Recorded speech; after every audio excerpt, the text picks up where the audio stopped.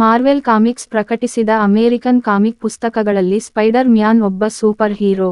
ಬರಹಗಾರ ಸಂಪಾದಕ ಸ್ಟಾನ್ ಲೀ ಮತ್ತು ಕಲಾವಿದ ಸ್ಟೀವ್ ಡಿಟ್ಕೊ ರಚಿಸಿದ ಅವರು ಮೊದಲು ಕಾಮಿಕ್ ಬುಕ್ಸ್ನ ಬೆಳ್ಳಿ ಯುಗದಲ್ಲಿ ಅಮೇಜಿಂಗ್ ಫ್ಯಾಂಟಸಿ ನಂಬ 15, ಆಗಸ್ಟ್ 1, 1962 ಎಂಬ ಸಂಕಲನ ಕಾಮಿಕ್ ಪುಸ್ತಕದಲ್ಲಿ ಕಾಣಿಸಿಕೊಂಡರು.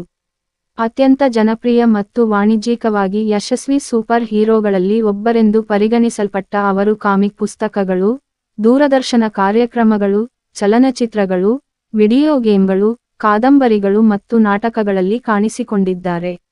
ಸ್ಪೈಡರ್ ಮ್ಯಾನ್ ಎಂಬುದು ಪೀಟರ್ ಬೆಂಜಮಿನ್ ಪಾರ್ಕರ್ ಅವರ ರಹಸ್ಯ ಗುರುತು.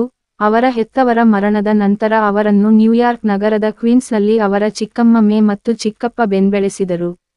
ಲೀ, ಡಿಟ್ಕೊ ಮತ್ತು ನಂತರದ ಬರಹಗಾರರು ಈ ಪಾತ್ರವು ಹದಿಹರೆಯದ ಮತ್ತು ಯುವ ಪ್ರೌಢಾವಸ್ಥೆಯ ಹೋರಾಟಗಳೊಂದಿಗೆ ವ್ಯವಹರಿಸಿತು. ಓದುಗರು ಅವರ ಸ್ವಯಂ ಅನುಮಾನ ಮತ್ತು ಒಂಟಿತನದೊಂದಿಗೆ ಗುರುತಿಸಲ್ಪಟ್ಟರು. ಹಿಂದಿನ ಹದಿಹರೆಯದ ನಾಯಕರಿಗಿಂತ ಭಿನ್ನವಾಗಿ, ಸ್ಪೈಡರ್ ಮ್ಯಾನ್ ಅವರಿಗೆ ಸಹಾಯಕನಾಗಿರಲಿಲ್ಲ ಅಥವಾ ಮಾರ್ಗದರ್ಶಕರೂ ಇರಲಿಲ್ಲ. ಅವರಿಗೆ ಅನೇಕ ಪೋಷಕ ಪಾತ್ರಗಳನ್ನು ನೀಡಲಾಗುವುದು, ಉದಾಹರಣೆಗೆ ಅವರ Daily Bugle boss J. Jonah Jameson, Harry Osborn ಮತ್ತು ಫ್ಲಾಶ್ ಥಾಂಪ್ಸನ್ನಂತಹ ಸ್ನೇಹಿತರು, Gwen Stacy, Mary Jane Watson ಮತ್ತು ಬ್ಲ್ಯಾಕ್ ಕ್ಯಾಟ್ನಂತಹ ಪ್ರಣಯ ಆಸಕ್ತಿಗಳು, ಮತ್ತು ಡಾಕ್ಟರ್ ಆಕ್ಟೋಪಸ್, ಗ್ರೀನ್ ಗಾಬ್ಲಿನ್ ಮತ್ತು ವೆನಮ್ನಂತಹ ಶತ್ರುಗಳು. ಅವರ ಮೂಲ ಕಥೆಯಲ್ಲಿ, ಪೀಟರ್ ವಿಕಿರಣಶೀಲ ಜೇಡದಿಂದ ಕಚ್ಚಿದ ನಂತರ ಅವರ ಅತಿಮಾನುಷ ಜೇಡ ಶಕ್ತಿಗಳು ಮತ್ತು ಸಾಮರ್ಥ್ಯಗಳನ್ನು ಪಡೆಯುತ್ತಾರೆ.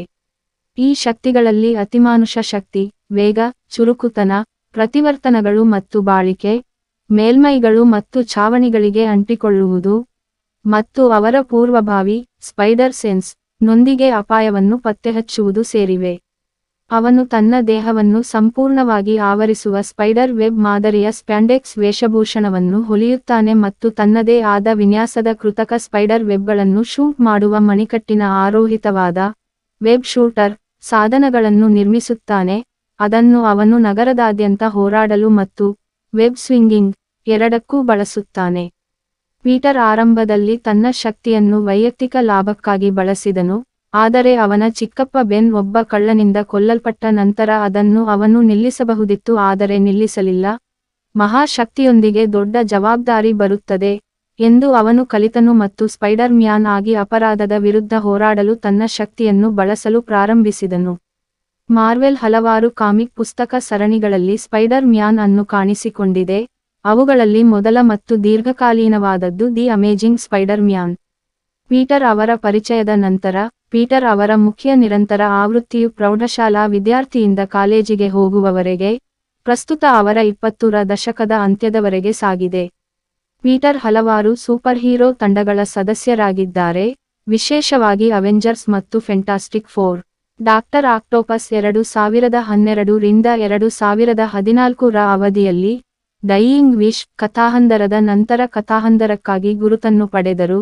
ಅಲ್ಲಿ ಡಾಕ್ಟರ್ ಆಕ್ಟೋಪಸ್ ಅವರೊಂದಿಗೆ ದೇಹ ವಿನಿಮಯವನ್ನು ಏರ್ಪಡಿಸಿದ ನಂತರ ಪೀಟರ್ ಸಾಯುವಂತೆ ಕಾಣುತ್ತದೆ ಮತ್ತು ಸುಪೀರಿಯರ್ ಸ್ಪೈಡರ್ ಮ್ಯಾನ್ ಆಗುತ್ತಾನೆ.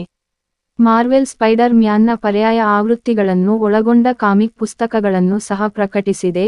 ಇದರಲ್ಲಿ ಸ್ಪೈಡರ್ ಮ್ಯಾನ್ 2099, ಇದು ಭವಿಷ್ಯದ ಸ್ಪೈಡರ್ ಮ್ಯಾನ್ ಮಿಗುಯೆಲ್ ಒ ಹರಾ ಅವರ ಸಾಹಸಗಳನ್ನು ಒಳಗೊಂಡಿದೆ.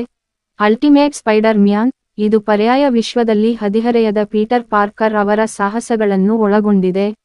ಮತ್ತು ಅಲ್ಟಿಮೇಟ್ ಕಾಮಿಕ್ಸ್ ಸ್ಪೈಡರ್ ಮ್ಯಾನ್, ಇದು ಅಲ್ಟಿಮೇಟ್ ಪೀಟರ್ ಪಾರ್ಕರ್ ಅವರ ಸ್ಪಷ್ಟ ಮರಣದ ನಂತರ ಸ್ಪೈಡರ್ ಮ್ಯಾನ್ ಪಾತ್ರವನ್ನು ವಹಿಸಿಕೊಳ್ಳುವ ಮೈಲ್ಸ್ ಮೊರೇಲ್ಸ್ ಎಂಬ ಹದಿಹರೆಯದ ವ್ಯಕ್ತಿಯನ್ನು ಚಿತ್ರಿಸುತ್ತದೆ. ಮೈಲ್ಸ್ ನಂತರ ಸ್ವತಃ ಸೂಪರ್ ಹೀರೋ ಆದರು ಮತ್ತು ಸೀಕ್ರೆಟ್ ವಾರ್ಸ್ ಕಾರ್ಯಕ್ರಮದ ಸಮಯದಲ್ಲಿ ಮುಖ್ಯವಾಹಿನಿಯ ನಿರಂತರತೆಗೆ ತರಲ್ಪಟ್ಟರು, ಅಲ್ಲಿ ಅವರು ಕೆಲವೊಮ್ಮೆ ಪೀಟರ್ ಅವರ ಮುಖ್ಯ ಆವೃತ್ತಿಯೊಂದಿಗೆ ಕೆಲಸ ಮಾಡುತ್ತಾರೆ.